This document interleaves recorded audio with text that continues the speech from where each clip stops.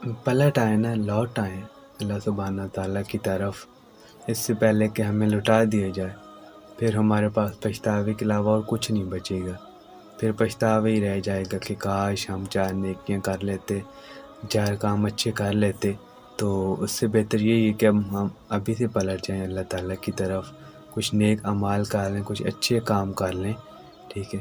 تو یہ ہے کہ بعد میں ہم پچھتاوے سے بچ جائیں۔ اب ہمارے پاس کتنا اچھا موقع ہے کہ ہمیں پھر اللہ تعالیٰ نے ایک بار پھر اپنی زندگی میں رمضان شریف دیا ہے، ہم اس سے فائدہ اٹھائیں اور جتنے ہو سکے اچھے کام کریں، ٹھیک ہے؟ برائیوں کو ترک کر دیں، جو بھی برے کام ہیں، جتنی بھی بری عادات ہیں ان کو چھوڑ دیں۔ کم از کم زیادہ ہم کچھ بھی نہیں کر سکتے، کچھ بھی نہیں کر سکتے، اس رمضان میں ایک ایسا کام جو گناہ والا ہے اس کو ترک کر دیں، ٹھیک ہے؟ زندگی بھر کے لیے اس رمضان میں ایک گناہ وہ چھوڑ دیں کہ انشاءاللہ میں یہ جو گناہ کرتا ہوں وہ میں آج کے بعد کبھی نہیں کروں گا۔ تو زیادہ کچھ بھی نہیں کر سکتا، کہ اتنا بھی کر دیں تو وہ بھی بہت ہے۔